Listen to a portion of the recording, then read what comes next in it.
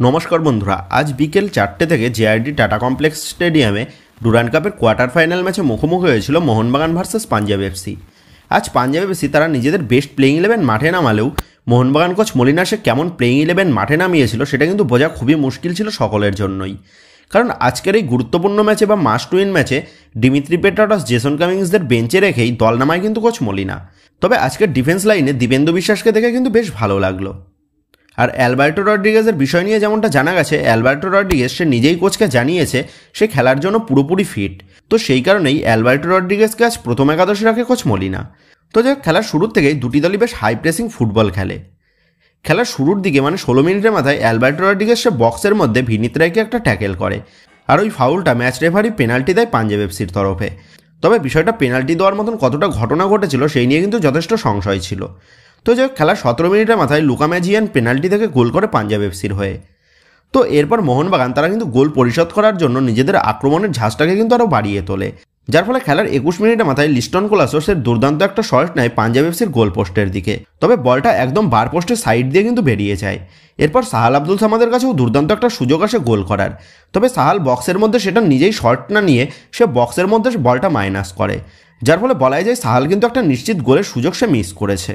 তবে এরপর খেলার 44 মিনিটের মাথায় গ্রেগ স্টুয়ার্টের নেওয়া দুর্দান্ত একটা শট থেকে সুহেল আহমেদের সামান্য একটা টাচে পাঞ্জাব এফসির জালে বল ছড়িয়ে যায়, যার ফলে প্রথমার্ধ শেষ হওয়ার আগেই ইকুয়ালাইজার গোল কিন্তু তুলে নেয় মোহনবাগান।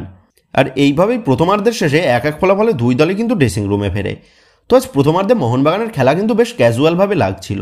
তবে প্রথমার্ধে মোহনবাগান দলের প্লেয়াররা বেশ ক্যাজুয়ালভাবে খেললেও শেষ পর্যন্ত তারা গোল পরিশোধ করে প্রথমার্ধ শেষ করেই, এটাই কিন্তু বেশ স্বস্তির খবর সকল সবুজ মেরুন সমর্থকদের জন্য। এরপর খেলার দ্বিতীয়ার্ধের শুরুতেই জেসন কামিংস এবং মনবীর সিংকে মাঠে নামায় কোচ মলিনা মোহনবাগান দলের আপফ্রন্টকে আরও স্ট্রং করার জন্য। এবং সেই মনবীর সিং মাঠে এসেই খেলার 47 মিনিটের মাথায় তিনি কিন্তু একটা দুর্দান্ত গোল তুলে নেয়, যার ফলে দ্বিতীয়ার্ধের শুরুতেই 2-1 গোলে এগিয়ে যায় মোহনবাগান। এরপর খেলার 49 মিনিটের মাথায় পাঞ্জাব এফসি কিন্তু ভালো একটা অ্যাটাক গড়ে তোলে। তবে বিশাল গায়েস সে দুর্দান্তভাবে দুইবার পাঞ্জাব এফসির আক্রমণকে রুখে দেয়। তবে এরপর খেলার 63 মিনিটের মাথায় আশিস রায়ের পাস দিয়ে মার্জালা দুর্দান্ত একটা গোল করে পাঞ্জাব এফসির হয়ে, যার ফলে ম্যাচের ফলাফল এসে দাঁড়ায় 2-2। এবং এরপরই আবার খেলার 70 মিনিটের মাথায় ভিদাল পাঞ্জাব এফসির হয়ে দুর্দান্ত একটা গোল তুলে নেয় কাউন্টার অ্যাটাক থেকে, যার ফলে পাঞ্জাব এফসি তারা কিন্তু 3-2 গোলে তারা কিন্তু লিড নিয়ে নেয়। তবে এরপরই আবার খেলার 80 মিনিটের মাথায় মোহনবাগানের হয়ে ইকুয়ালাইজার গোলটা তুলে আনে সেই জেসন কামিংস, যার ফলে ম্যাচের ফলাফল এসে দাঁড়ায় 3-3। এবং এইভাবেই শেষ পর্যন্ত 3-3 ফলাফলেই আজকের ম্যাচের দ্বিতীয়ার্ধের খেলাটাও শেষ হয়। এবং ডুরান্টের নিয়ম অনুযায়ী এই ম্যাচটা ড্র হলে সরাসরি কিন্তু পেনাল্টির দিকে কিন্তু প্রবেশ করে। আর ঠিক সেই মতনই আজকের এই হাই ভোল্টেজ কোয়ার্টার ফাইনাল ম্যাচটা কিন্তু পেনাল্টির দিকে প্রবেশ করে। এবং পেনাল্টিতে গিয়েই জেসন কামিংস সে কিন্তু গোলটা মিস করে, এবং বিশাল কায়েত সে কিন্তু পাঞ্জাব এফসির শেষ পেনাল্টিটা দুর্দান্তভাবে সেভ করে দেয়। এবং এরপর বিশাল কায়েত সে কিন্তু আরও একটা পেনাল্টি সেভ করে দেয় পাঞ্জাব এফসির। এবং শেষ পর্যন্ত নাটকীয়ভাবে এই পেনাল্টি শুট আউটে কিন্তু জয় তুলে নেয় মোহনবাগান। এবং আজকে জয় পেয়েই মোহনবাগান তারা কিন্তু ডুরান্ড কাপের সেমিফাইনালের জন্য কোয়ালিফাই করে গেল। তো বন্ধুরা, আজকের মোহনবাগান দলের খেলা দেখে তোমাদের কেমন লাগলো তা কিন্তু অবশ্যই নিচে কমেন্ট করে জানিয়ে দিও।